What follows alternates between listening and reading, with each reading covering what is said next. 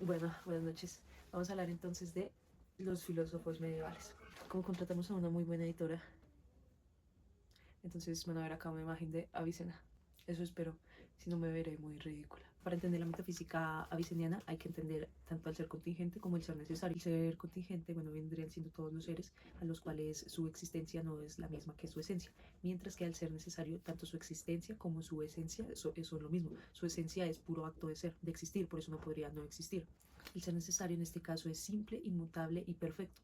De ahí es donde Avicena dice que si es perfecto significa que no siente deseos ni puede tener elecciones, no es un antropomorfismo, lo que significa que no hay una creación, sino todo emana de este ser necesario.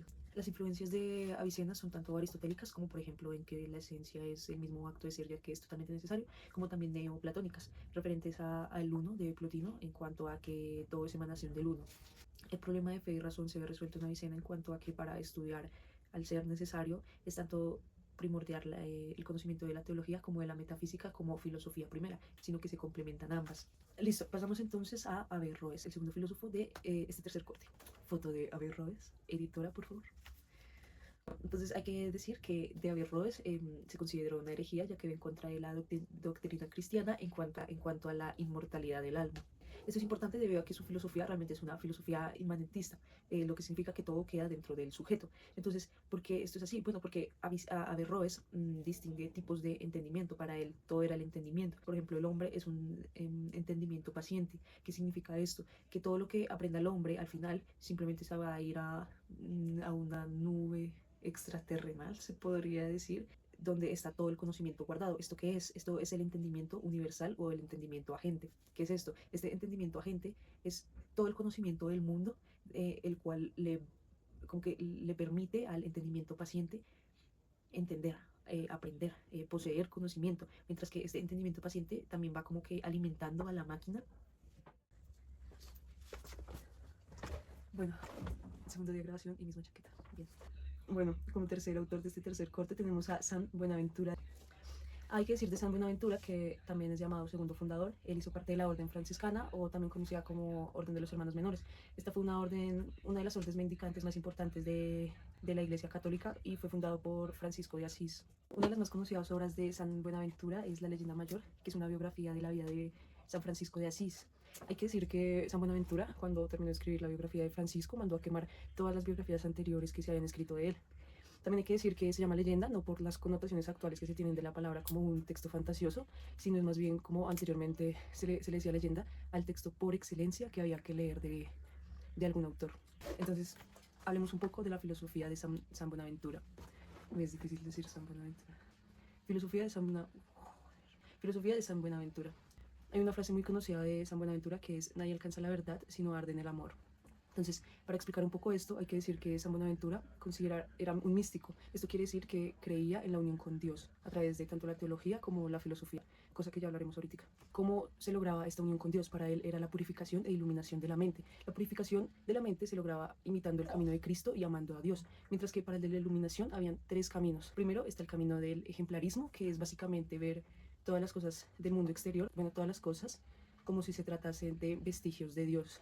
El segundo camino es el del mundo interior inferior, que es ver a todas las criaturas exteriores y al mundo interno inferior, o sea, como las apetencias, como las pasiones, ese es el mundo interior inferior, como imágenes de Dios. Y el tercer camino vendría siendo contemplar el mundo superior, no, el mundo interior superior, que es la razón o Dios.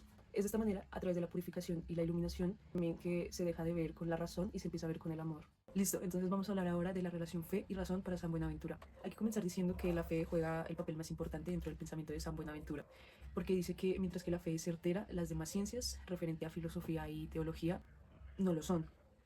Entonces, realmente para él, la teología es más, sirve más para promover la fe, pero promover la fe con argumentación, con filosofía. Hablemos rápidamente un poco entonces sobre la leyenda mayor de San Buenaventura. Trata sobre el fundador de la orden franciscana, Francisco de Asís. Es una de las órdenes mendicantes más importantes de la Iglesia Católica y eso significaba vivir en la pobreza total y esperar, bueno, vivir de la caridad de los demás.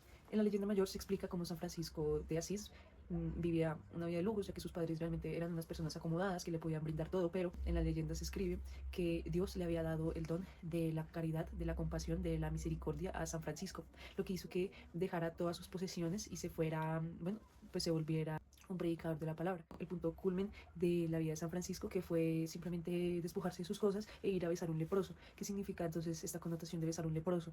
Se dice entonces que dentro de la orden mendicante, pues lo que buscaban era simplemente despojarse de todas sus pertenencias para seguir el camino de Cristo. Bueno, entonces al besar al leproso, lo que hizo ya también se despojó de sus como pertenencias tanto físicas como esas pertenencias interiores que no le servían para nada, como es la vanidad o el ego. Entonces se despojó ahí totalmente de todo, tanto de lo interior como exterior, que debilitaban su acercamiento con Dios. Hay una parte importante para entender como la vida o la visión de San Francisco de Asís, y es que él se despoja de todo lo que la carne no se quisiera despojar, y dice que llega un momento en que la carne se rinde ante el espíritu. Como cuarto autor de este tercer corte tenemos a Santo Tomás de Aquino.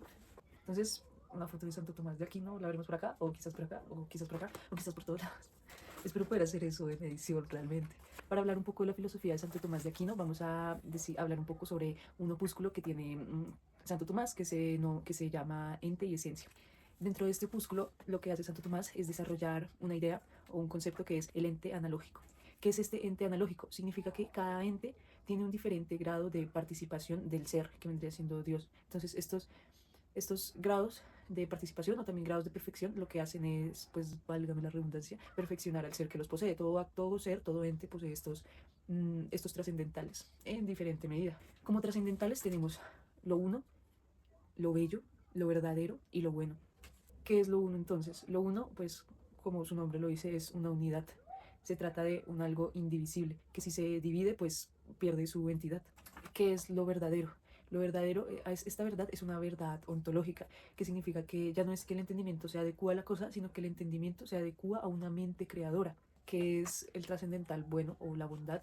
Bueno, todas las cosas tienen bondad, y esta bondad hace que todas sean capaces de perfeccionar algo, mientras que la belleza es un agrado a la contemplación. No se desea, por el contrario, como las cosas buenas, no se desea poseer, porque lo bueno, al verlo, se quiere poseer, mientras que lo bello se siente deseo, pero de contemplarlo.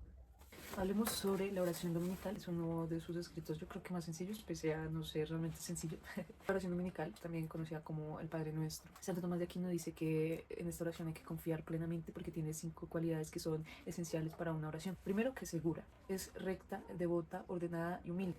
Una de las características más importantes que quiero resaltar es que es segura. Nos dice que es segura porque nos la enseñó aquel que es nuestro abogado para con Dios, que vendría siendo Cristo. Así que si nos la enseñó, quiere decir que es una oración totalmente segura, y que cada que se dice, como es tan perfecta y tan minuciosa que ni siquiera requiere muchas palabras para pedir lo correcto, significa que nunca se dice en vano. Siempre que se dice, transforma o mejora algo dentro de quien la reza.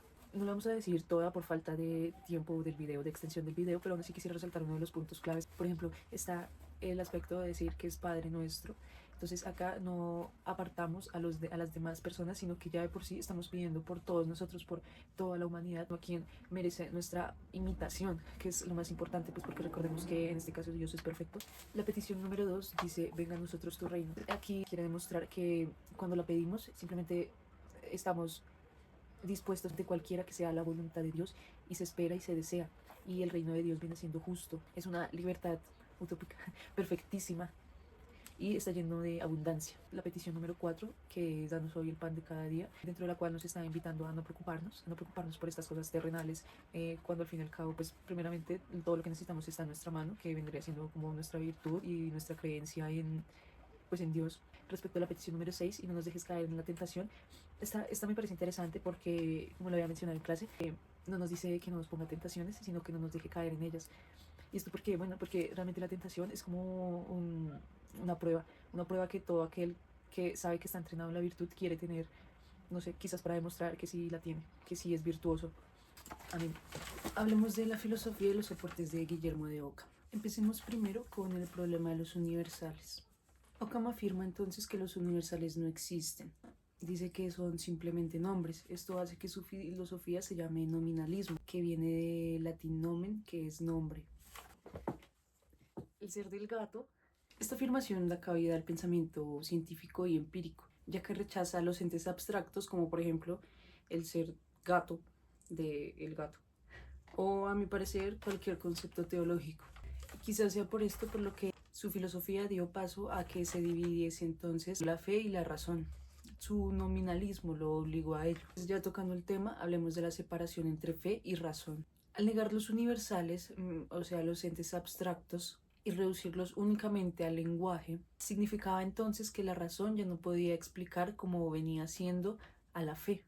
Esta separación entre fe y razón causó la secularización del pensamiento, lo que llevó a que la Iglesia se separara del Estado. Hablemos sobre la filosofía y los aportes de Hildegarda de Bingen. La cosmología de Hildegarda es uno de sus aportes más importantes y muy interesantes. Es una cosmología holística, en donde todo el universo está interconectado. El ser humano es un microcosmos dentro de un macrocosmos, es un universo entero. Dice que todo el universo es una manifestación viva de Dios. Por eso en sus obras de arte suele representar el fuego vivo que representa la energía divina.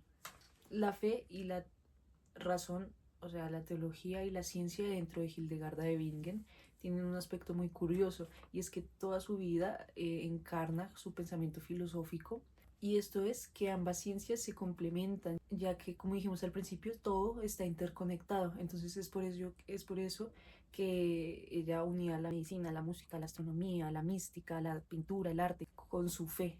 Todo está interconectado. Gracias por ver el video.